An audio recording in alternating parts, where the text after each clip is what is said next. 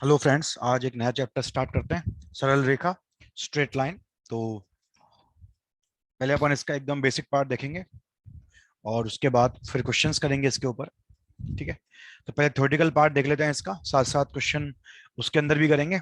और फिर जो क्वेश्चंस एग्जाम्स के अंदर आए हुए हैं, अलग अलग एग्जाम्स के अंदर, उनको भी देखेंगे, उनको भी करेंगे। ठीक है। तो ये बेसिकली ये चैप्टर्स हैं कोऑर्डिनेट ज्योमेट्री के। 5 चैप्टर्स हैं ये, जो क्लास 11th में आते हैं। क्लास 11th के अंदर इनको पढ़ते हैं अपन। ठीक है। तो 5 चैप्टर हैं। सरल रेखा आएगा, उसके बाद सर्कल, वृत्त आएगा, फिर परवलय, दीर्घवृत्त और अतिवृत्त, पैराबोला, एलिप्स और हाइपरबोला। ये 5 चैप्टर्स हम पढ़ेंगे। ठीक है। काफी क्वेश्चंस आते हैं इनके हर एग्जाम में। मैथ्स के अंदर काफी अच्छा वेटेज है इन 5 चैप्टर्स का। तो स्टार्ट करते हैं इनको वन बाय वन, एक एक करके स्टार्ट करते हैं। तो पहले जो चीजें हैं बेसिक एकदम, उनको देख लेते हैं और उसके बाद फिर आगे चीजों को, जो क्वेश्चंस हैं उनको डिस्कस करेंगे। ठीक है, चलिए। तो साथ साथ बीच में भी क्वेश्चंस करेंगे, जो जो क्वेश्चन जरूरी है करना उनको करेंगे। और आगे जो क्वेश्चंस डिफरेंट डिफरेंट आरपीएससी की एग्जाम में आए हुए हैं उनको ट्राई करेंगे। ठीक है। सबसे पहले कुछ एकदम बेसिक पॉइंट इसके ऊपर देख लेते हैं, जो हम क्लास 10th में ही पढ़ लेते हैं। ठीक है।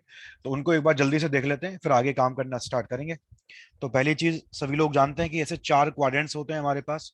ये होता है पहला क्वाड्रेंट, ये होता है सेकंड क्वाड्रेंट, ये होता है तीसरा क्वाड्रेंट, ये होता है चौथा क्वाड्रेंट।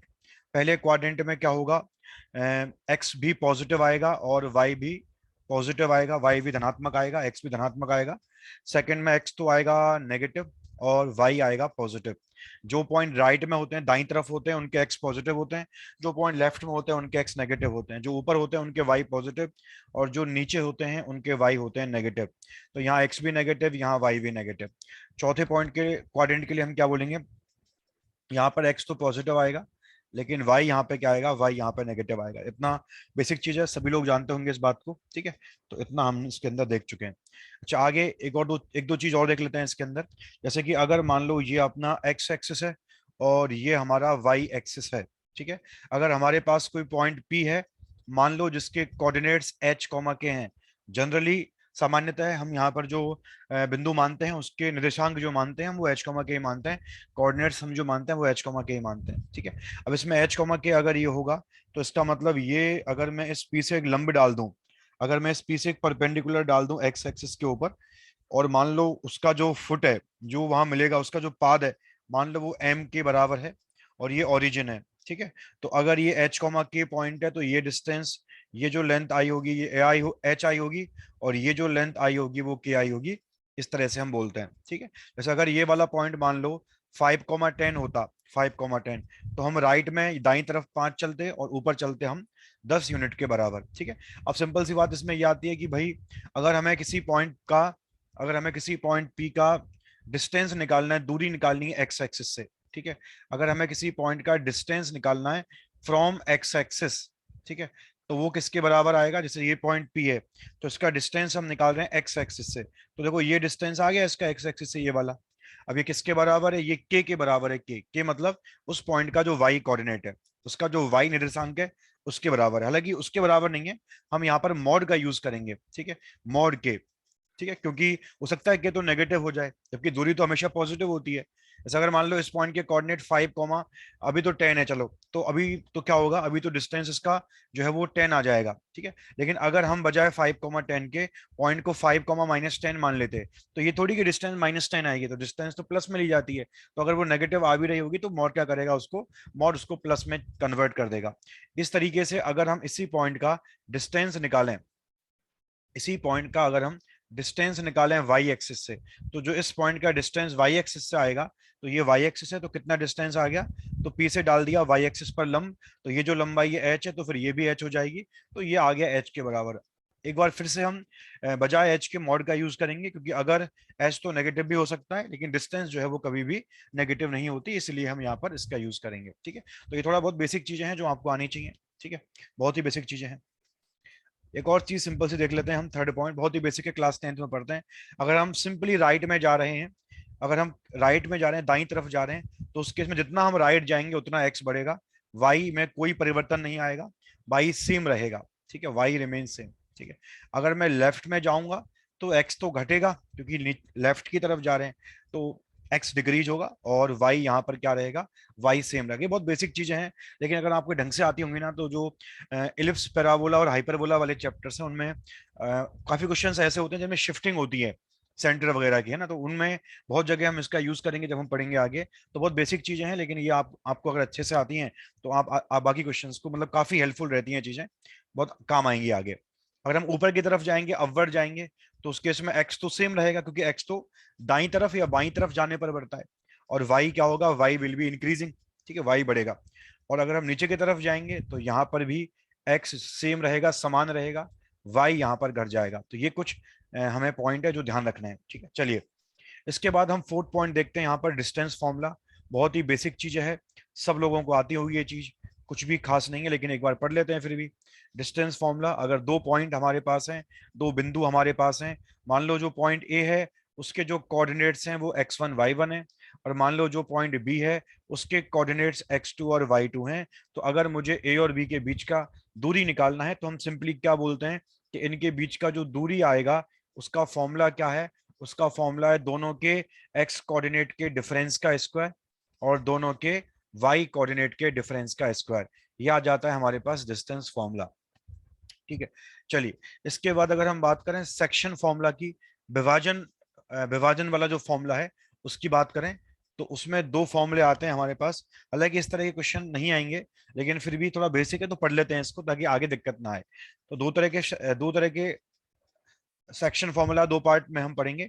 एक तो होता है इंटरनल डिवीजन, इंटरनल डिवीजन मतलब अंतः विभाजन, और एक होता है बाह्य विभाजन, जिसको हम बोलते हैं external division.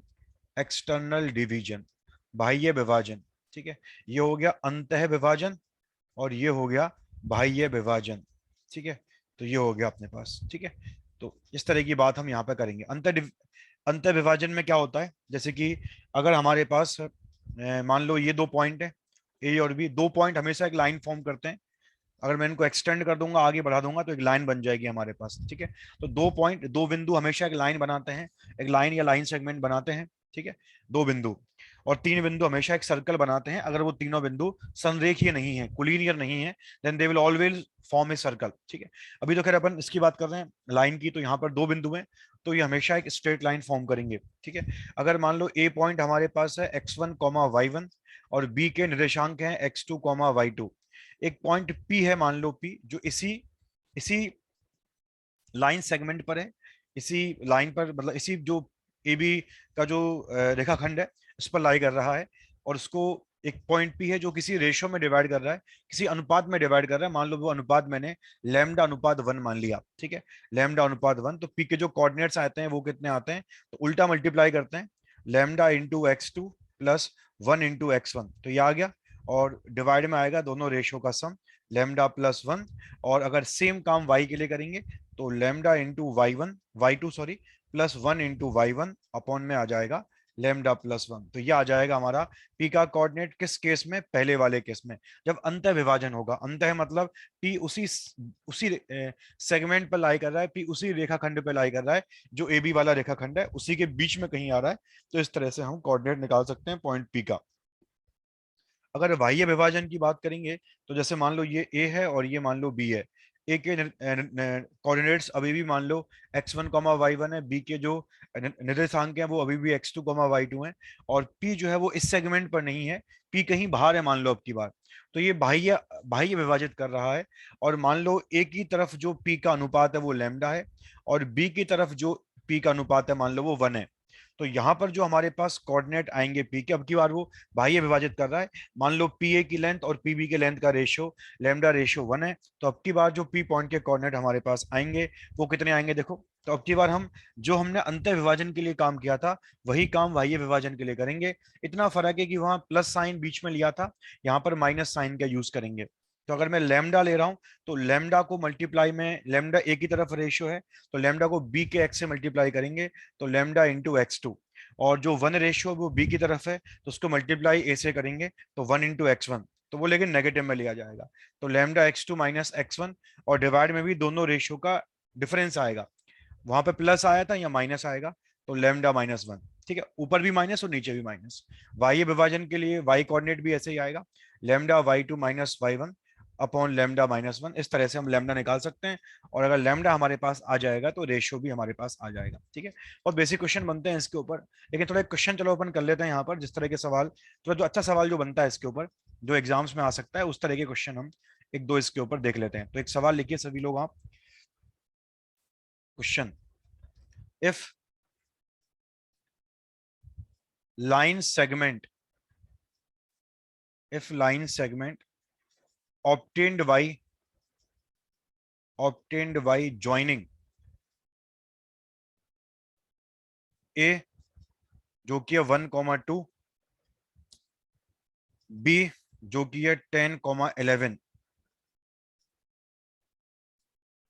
a line segment obtained by joining a 1,2, b 10,11 is divided by line x plus y बराबर 5, x plus y बराबर 5 in lambda ratio 1, then find lambda. ठीक है, देन फाइंड लैम्डा, ये क्वेश्चन आ गया। एक लाइन सेगमेंट है, मतलब अगर हिंदी में बात करें इसका, तो एक रेखाखंड हमारे पास है, और वो जो रेखाखंड है वो दो बिंदुओं को मिलाने से बनाया गया है। दो बिंदुओं को मिलाने से बनाया गया है। उनमें एक बिंदु ए है जिसके कोऑर्डिनेट्स 1,2 हैं, एक बिंदु बी है जिसके कोऑर्डिनेट्स 10,11 है। इन दोनों को मिलाने पर वो एक रेखाखंड बना है हमारे पास, और उस रेखाखंड को क्या कर रहा है, एक लाइन है x plus Y is equal to 5, वो किसी रेशियो में विभाजित कर रही है। तो वो जो रेशियो होगा, वो जो अनुपात होगा, वो हमें निकालना है। अगर सवाल में हमें ये दिया गया है कि वो अनुपात लैम्डा अनुपात 1 है। ठीक है, तो देखो आसान सवाल है, इस तरह का क्वेश्चन आ सकता है, थोड़ा बढ़िया सवाल है इस पे। बाकी तो क्वेश्चन एकदम फॉर्मूले वाले बनते हैं। ठीक है, चलो देख लेते हैं क्या करना है सवाल में, तो आंसर लिखते हैं इसका। ठीक है, तो देखो मान लो ये अपना एक्स एक्सिस है, ये अपना वाई एक्सिस है। ठीक है, तो यहाँ पर हमें क्या दिया है, एक पॉइंट दे रखा है ए, जिसके कोऑर्डिनेट, जिसके निर्देशांक हमारे पास कितने हैं, 1,2 है। तो मान लो यहाँ कहीं मैंने मान लिया ए को 1,2। ठीक है, और एक हमारे पास पॉइंट बी है जिसके जो निर्देशांक है, जिसके कोऑर्डिनेट्स जो हैं वो 10,11 है। तो ये आ गया बी बिंदु, जिसके कोऑर्डिनेट्स 10,11 है। ठीक है, अब एक लाइन है, जो इन दोनों को मैंने ज्वाइन कर दिया, मान लो ए को और बी को। ये मान लो ए यहाँ पर है और बी यहाँ पर है। तो जैसे ही मैंने इन दोनों को मिला दिया, तो मेरे पास इस तरह का रेखाखंड आ चुका है। अब हो क्या रहा है, इसको एक लाइन है, लाइन हमें दे रखी है x प्लस वाई बराबर 5, x प्लस वाई बराबर 5, जो इस ए बी वाले रेखाखंड को काटती हुई जा रही है। ठीक है, अब लाइन को बनाना आप सभी लोगों को आना चाहिए यार। ठीक है, क्योंकि लाइन को हम प्लॉट करेंगे तभी हम चीजों को समझ सकते हैं। बहुत आसान होता है लाइन को प्लॉट करना। अगर लाइन पर दो बिंदु मिल जाते हैं हमें, तो दोनों बिंदुओं को ज्वाइन कर देते हैं, और जो लाइन है वो बन जाती है। जैसे अगर मुझे यहाँ पर इस लाइन की बात करनी है, x प्लस वाई बराबर 5 की, मुझे इसकी बात करनी है, तो फिर मैं क्या करूंगा उस केस में, मुझे दो बिंदुओं की आवश्यकता है। अगर मेरे पास दो बिंदु कहीं से आ जाएंगे तो मेरा काम चल जाएगा।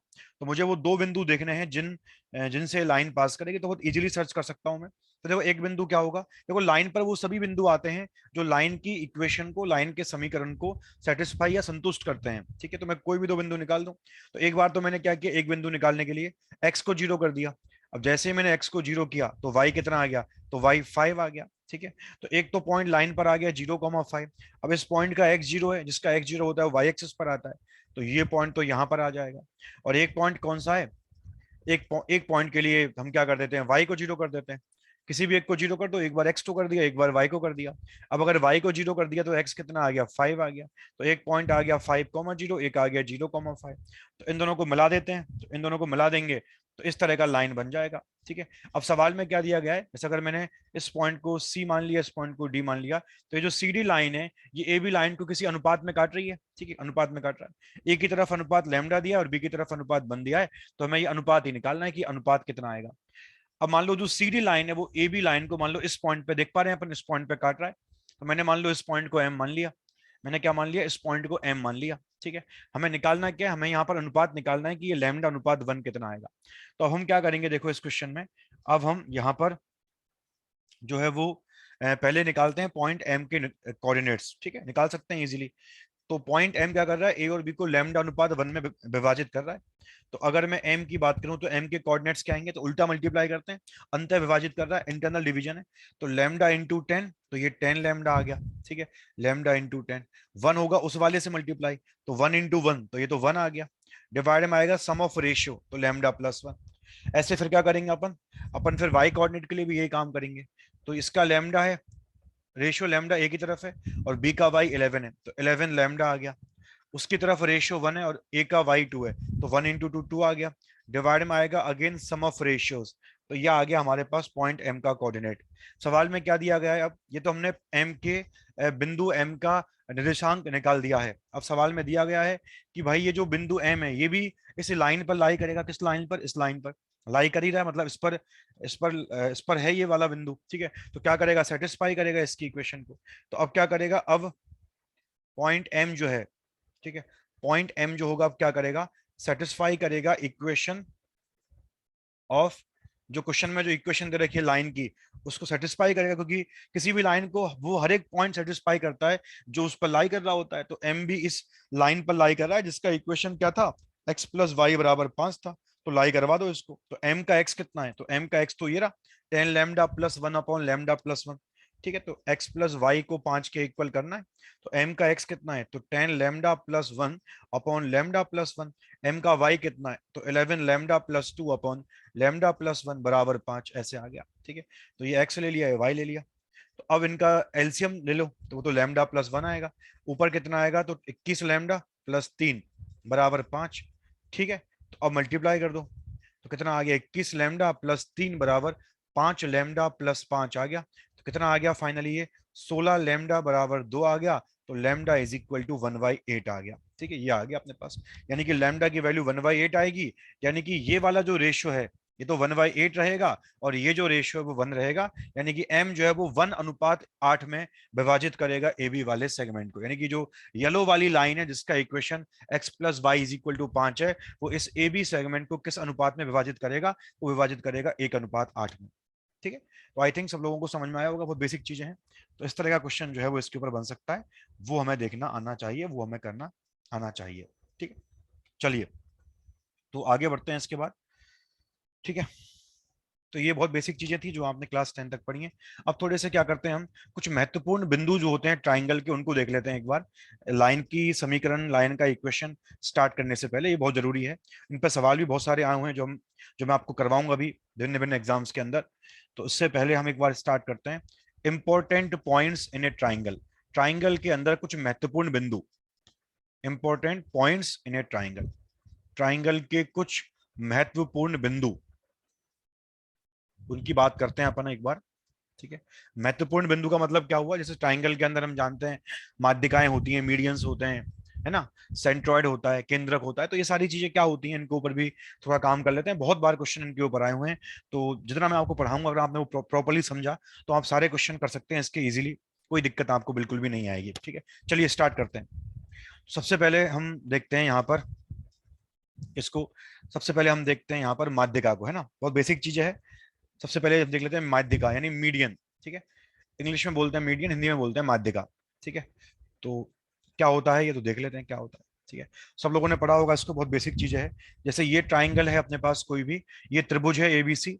तो इसमें क्या होगा, इसमें क्या होगा भाई, कि अगर मान लो मैं ए से, अगर मान लो मेरे पास ये पॉइंट जो है वो ए है, और ए से अगर मैं सामने वाली जो भुजा है, सामने वाली जो भुजा है उसके अगर मध्य बिंदु को मैं ए से ज्वाइन कर दूं, उसके मध्य बिंदु को अगर मैं ए से मिला दूं तो वो बनेगा एक मीडियन, ठीक है। तो ए से मैंने एक लाइन खींची और मैंने मिला दिया उसको बीसी के मध्य बिंदु से, मान लो ये मध्य बिंदु डी है, तो ये क्या आ गया, मीडियन आ गया।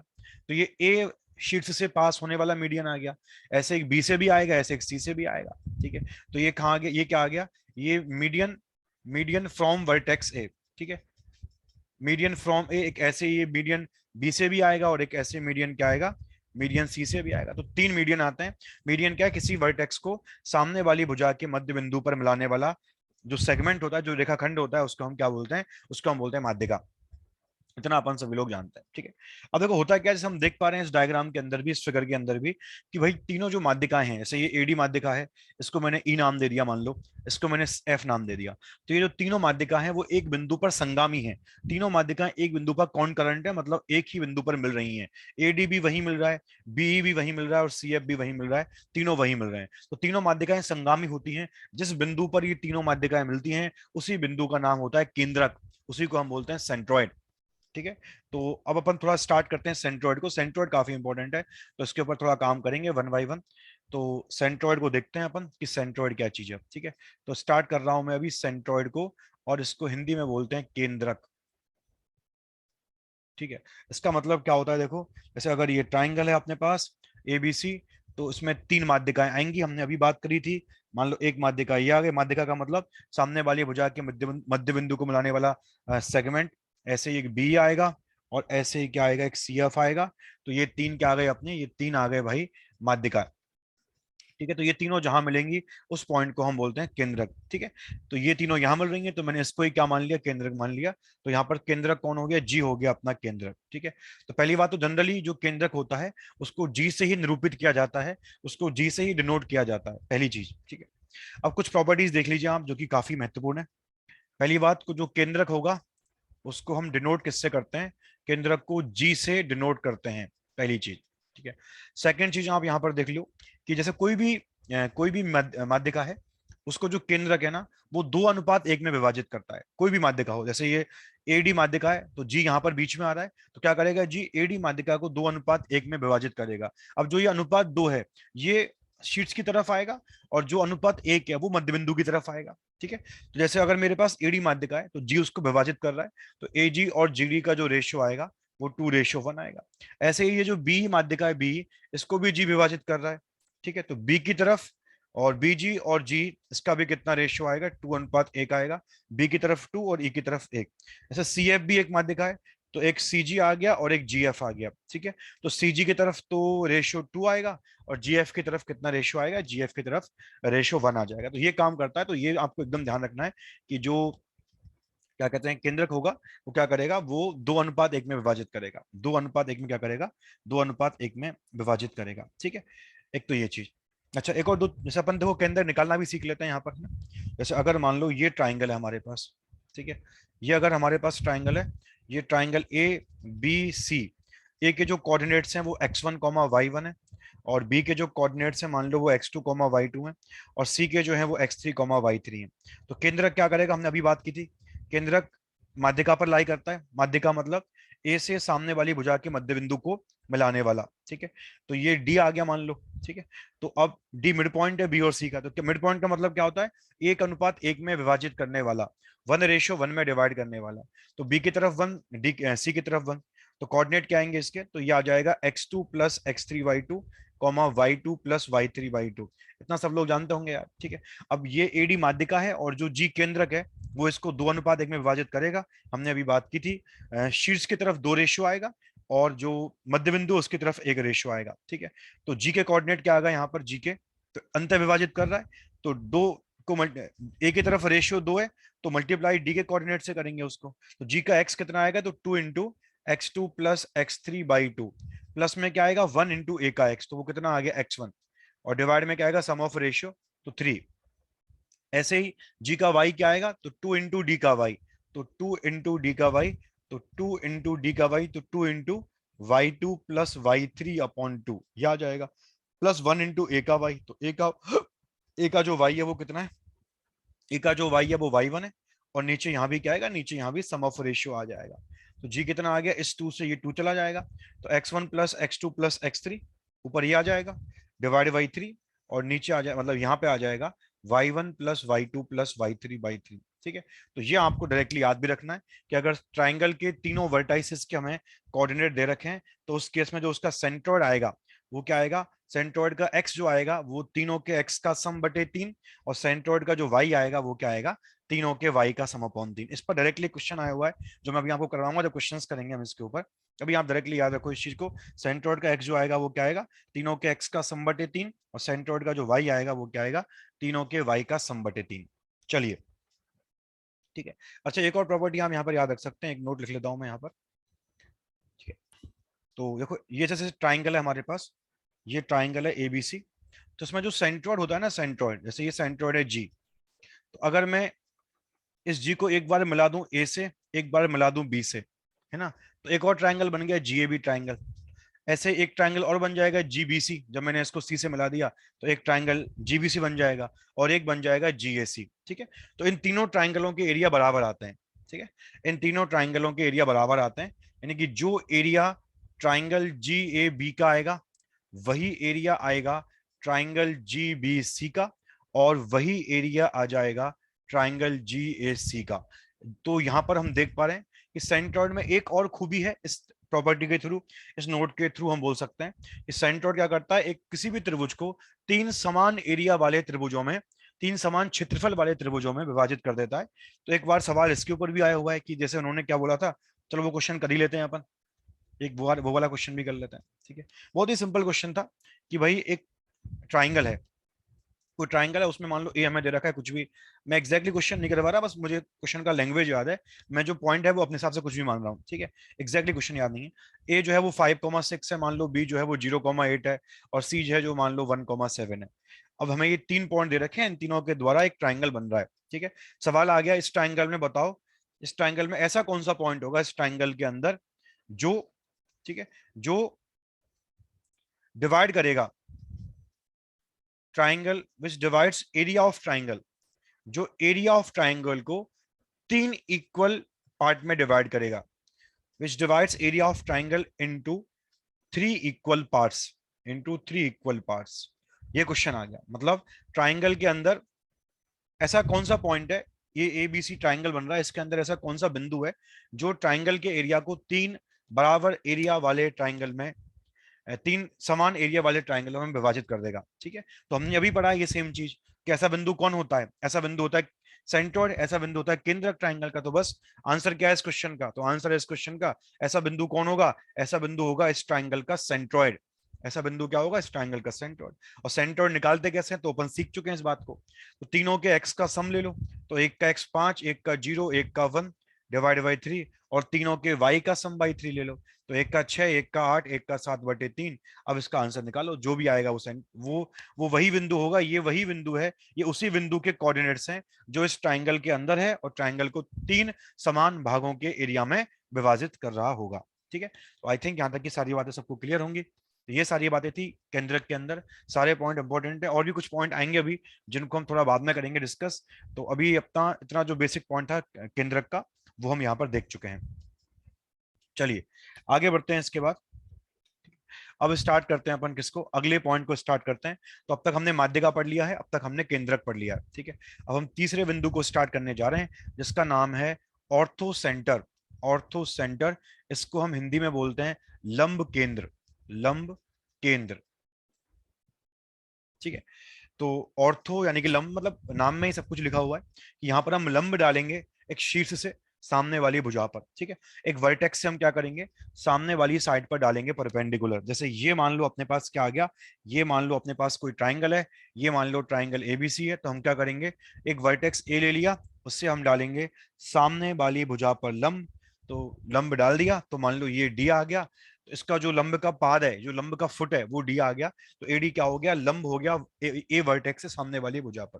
तो ऐसा मत समझना कि ये मिड पॉइंट होगा, मिड पॉइंट बिल्कुल भी होना जरूरी नहीं है इसका। हालांकि अगर ट्राइंगल जो है अपना वो आइसोसलस है यानी कि समद्विबाहु त्रिभुज है, या फिर अपना इक्विलेटरल ट्राइंगल है यानी कि समबाहु त्रिभुज है, तब जो है उस केस में डी जो है वो मिड पॉइंट बनता है, नहीं तो वो मिड पॉइंट नहीं बनेगा। ठीक है, तो ये लंब हो गया ए शीर्ष से सामने वाली भुजा पर, ऐसे एक लंब बी से भी आएगा। ठीक है, और ऐसे ही एक लंब क्या होगा, सी से भी आएगा। तो ये तीन क्या हो गए, तीन लंब हो गए किसी एक शीर्ष से सामने वाली भुजा पर। तो ये तीनों जहां मिलते हैं, ये तीनों भी संगामी होते हैं, ये तीनों जहां मिलते हैं उस पॉइंट को हम क्या नाम देते हैं, उस पॉइंट को हम बोलते हैं ट्राइंगल का लंब केंद्र। ठीक है, उसको बोलते हैं लंब केंद्र। इसको हम डिनोट करते हैं किससे, इसको हम डिनोट करते हैं ओ से, ओ से डिनोट करते हैं इसको। ठीक है, तो अब इसको निकालते कैसे हैं ये हम आगे पढ़ेंगे। ठीक है, तो देखो बेसिकली निकालने के लिए कुछ नहीं चाहिए अपने को, है ना। जैसे अगर आपको अगर लाइन की समीकरण निकालना आता है पहले से, तो इसको इजीली निकाल सकते हैं। है ना। अगर नहीं आता हो तो कोई बात नहीं, अपन एक दो लेक्चर बाद पढ़ेंगे उसको, तो इजीली निकालोगे, निकाल सकते हो आप। तो क्वेश्चन भी करेंगे इसके ऊपर, जब आप पढ़ लोगे इसको तो आप उसको उस केस में इजीली फाइंड आउट कर सकते हो। ठीक है, अभी के लिए मैं इतना ही बता रहा हूँ बस, बाकी इसको बहुत इजीली निकाल सकते हैं हम, दो तीन तरीके से निकाल सकते हैं इसको। तो अभी बस आप ये याद रखिए कि लंब गेंद का मतलब क्या होता है, किसी शीर्ष से सामने वाली भुजा पर जो डाला गया लंब है, तो वो तीन लंब आएंगे, तीनों लंब जहां मिलते हैं उस पॉइंट को हम बोलते हैं ट्राइंगल का लंब केंद्र या फिर ऑर्थो सेंटर। ठीक, चलिए, तो ये हो गया ऑर्थो सेंटर। क्वेश्चन इसके ऊपर अपन बाद में करेंगे, समझेंगे बाद में कैसे निकालते हैं इसको। ठीक है, चलिए, इसके बाद ये ऑर्थो सेंटर हो गया। इसके बाद हम स्टार्ट करेंगे ट्राइंगल का इन सेंटर। इसके बाद स्टार्ट करेंगे ट्राइंगल का इन सेंटर। ठीक है, इन सेंटर को हिंदी में बोलते हैं अंतः केंद्र। ठीक है, सॉरी, इन सेंटर से पहले चलो ठीक है, इन सेंटर कर लेते हैं, अभी कोई दिक्कत नहीं। तो अपन अंतः केंद्र की बात करते हैं, अंतः केंद्र, हालांकि सरकम सेंटर पहले पढ़ लेते हैं, चलो कोई बात नहीं, लेकिन अब इन सेंटर पढ़ लेते हैं, कोई दिक्कत नहीं है उसमें। चलिए, ठीक है, तो इन सेंटर की बात अगर हम करें तो देखो, ये इन सेंटर क्या चीज है। तो इसमें हम ये बोलते हैं कि जैसे मान लो ये ट्राइंगल है हमारे पास, ये ट्राइंगल एबीसी। ठीक है, हमें बात करनी है इसके अंतः केंद्र के बारे में। तो हम क्या बोलते हैं कि यार, अगर हम तीनों शीर्ष से, जैसे ए है, बी और सी है, इनके अगर हम एंगल बाइसेक्टर, जो कौन, इनके जो कौन है उसको जो विभाजित करने वाले सेगमेंट है, अगर उनको खींचें। ठीक है, जैसे मैंने ए का एंगल बाइसेक्टर ले लिया, ये एंगल बाइसेक्टर मतलब अगर पूरा एंगल ए था तो ये A/2 बन जाएगा, और ये भी क्या बन जाएगा, A/2, दो बराबर भागों में विभाजित करेगा। ऐसे ये बी का एंगल बाइसेक्टर आ गया, और ऐसे ये सी का एंगल बाइसेक्टर आ गया। तो ये तीनों जहां मिलते हैं, ये तीनों जहां मिलते हैं उसको हम क्या बोलते हैं, उसको हम बोलते हैं अंतः केंद्र। तो अंतः केंद्र बेसिकली है क्या, ये मीटिंग पॉइंट है। ठीक है, यानी कि प्रतिच्छेदी बिंदु, प्रतिच्छेदी बिंदु यानी कि पॉइंट ऑफ इंटरसेक्शन, किस किस का, ऑफ ऑल एंगल बाइसेक्टर्स, जितने भी एंगल बाइसेक्टर्स होते हैं वो सारे जहां मिलते हैं उसको हम क्या बोलते हैं, उसको हम बोलते हैं अंतः केंद्र। तो ए का, बी का और सी का जो इनके एंगल बाइसेक्टर जहां मिल रहे हैं उसको हमने क्या नाम दे दिया, उसको हमने नाम दे दिया अंतः केंद्र। ठीक है, ये तो इसका बेसिकली निकालने का तरीका, मतलब वो हो गया कि ये इन सेंटर है। अब देखो होता क्या है, इसकी प्रॉपर्टीज थोड़ा देख लेते हैं अपन एक बार कि होता क्या है इसके अंदर। देखो, जैसे मान लो ये अपने पास ट्राइंगल है, ये अपने पास ट्राइंगल है, ये एबीसी ट्राइंगल है। ठीक है, तो ये आ गया मान लो अपना अंतः केंद्र। कैसे आया होगा, अभी बात की थी, तीनों जो एंगल बाइसेक्टर्स हैं, जो कौन को विभाजित करने वाले सेगमेंट है, वो जहां मिलेंगे उसको हम बोलेंगे एंगल, उसको हम बोलेंगे इन सेंटर। ठीक है, अब देखो होता क्या है, ये इन सेंटर है मान लो, तो एक हमारे पास वृत्त एग्जिस्ट करता है, एक सर्कल ऐसा एग्जिस्ट करता है जो तीनों साइड्स को टच करता हुआ जाता है। ठीक है, एक सर्कल हमारे पास ऐसा एग्जिस्ट करेगा जो क्या करेगा, जो तीनों साइड्स को टच करता हुआ जाएगा। तो यह आ गया व्रत, मान लो अंतः केंद्र यहाँ पर है, तो इस व्रत को हम बोलते हैं अंतः व्रत। ठीक है, इसको हम क्या बोलते हैं, अंतः व्रत बोलते हैं, यानी कि इसको बोलते हैं हम इन सर्कल, इसको बोलते हैं हम इन सर्कल। और जो इसकी रेडियस आती है, ये वाली, ये वाली और ये वाली, इनको हम क्या बोलते हैं, इनको हम बोलते हैं अंतः त्रिज्या, अंतः त्रिज्या। इसको हम क्या नाम देते हैं, इसको नाम देते हैं इन रेडियस। ठीक है, तो एक बेसिकली अगर इन सेंटर है तो उसका मतलब क्या हुआ, सर्कल, ट्राइंगल के अंदर एक सर्कल होगा, एक वृत्त होगा जो ट्राइंगल की तीनों साइड्स को टच कर रहा होगा, AB को भी टच कर रहा होगा, BC को भी टच कर रहा होगा और AC को भी टच कर रहा होगा। तो उसको हम क्या बोलते हैं, उसको बोलते हैं हम अंतःव्रत, और उसकी जो त्रिज्याएं आती हैं उसको बोलते हैं अंतः त्रिज्याएं। अच्छा, अब ये जो एंगल आएगा, ये वाला, ये राइट एंगल आएगा, क्योंकि अपन जानते हैं, सब लोग जानते हैं, देखो BC जो है वो इस वृत्त के लिए टेंजेंट की तरह काम कर रहा है, वो इसके लिए स्पर्श रेखा की तरह काम कर रहा है। ऐसे AB भी काम कर रहा है, तो ये भी राइट एंगल आएगा। ठीक है, और ऐसे ये जो AC है, ये भी क्या आएगा, ये भी हमारा राइट एंगल ही आएगा। ठीक है, तो अच्छा, एक और चीज हम देख पा रहे हैं, जैसे अपने इन सेंटर को हम डिनोट करते हैं आई से, है ना, इन सेंटर को जो है हम वो डिनोट करते हैं आई से। तो देखो हम देख पा रहे हैं कि जो आई है इसकी तीनों भुजाओं से बराबर दूरी है ना। देखो जैसे आई का, जैसे ये जो भुजा BC है उससे कितना दूरी आएगा, तो देखो इतना दूरी है। अभी दूरी किसके बराबर है, बराबर है उसकी त्रिज्या के, बराबर है उसकी रेडियस के। अभी देखो आई का कितना दूरी है AB से, तो बराबर है उसकी त्रिज्या के। आई का कितना दूरी है AC से, तो बराबर है उसकी त्रिज्या के। तो इसका मतलब अंतः केंद्र में एक और खूबी होगी कि इसकी जो डिस्टेंस आएगी, ठीक है, इसकी जो डिस्टेंस आएगी वो बराबर आएगी किससे, तीनों साइड से, equal distance from all three sides. ये भी खूबी होती है किसके अंदर, ये भी खूबी होती है इन सेंटर के अंदर। तो अगर आपसे कोई सवाल पूछा गया, उसमें बोला गया कि बताओ भाई ट्राइंगल के अंदर वो बिंदु कौन सा है जिसकी तीनों भुजाओं से बराबर दूरी है, तो वो बिंदु होगा अंतः केंद्र। अब ये निकालते कैसे हैं सब कुछ समझेंगे अपन बारी बारी से। एक बार पहले बेसिक पढ़ लेते हैं, फिर अपन सब कुछ जानेंगे कि कैसे निकाला जाता है इन सभी पॉइंट्स को। ठीक है, तो ये अंतः केंद्र हो गया। एक और बिंदु है बस अपना सरकम सेंटर, उसको देख लेते हैं, बाकी फिर अपन आगे चीजों पर काम करेंगे। ठीक है, तो एक और बिंदु देख लेते हैं इसका। तो वो बिंदु क्या है, उसका नाम क्या है? उसका नाम है अंतः केंद्र। सॉरी, अंतः केंद्र तो हो चुका है, अब अपना बचता है लास्ट सरकम सेंटर। ठीक है, पांचवा सरकम सेंटर। इसका नाम होता है क्या? इसका नाम होता है परिकेंद्र। ठीक है, परिकेंद्र। जैसे हमने अभी कहा था कि इन सेंटर में क्या होगा कि जो एंगल बाइसेक्टर्स होंगे तीनों, वो जहां मिलेंगे, तीनों एंगल बाइसेक्टर्स का जो मीटिंग पॉइंट आएगा वो तो होगा इन सेंटर। तो अभी सरकम सेंटर क्या चीज है, तो वो देख लेते हैं अपन। सरकम सेंटर क्या चीज है? ठीक है, जैसे मान लो ये हमारे पास आ गया ट्राइंगल। ठीक है, ये आ गया ट्राइंगल एबीसी। अब देखो होता क्या है कि अगर ये ट्राइंगल है तो इसमें क्या होगा, हर भुजा का, हर साइड का एक क्या होगा, परपेंडिकुलर बाइसेक्टर होगा। हर भुजा का एक परपेंडिकुलर बाइसेक्टर, मतलब उसका हर भुजा का होगा एक लंब समद्विभाजक। लंब समद्विभाजक मतलब वो भुजा के लंबवत भी होगा और भुजा का समद्विभाजक भी होगा, मतलब भुजा को दो बराबर भागों में विभाजित भी कर रहा होगा। तो मैंने यही काम किया।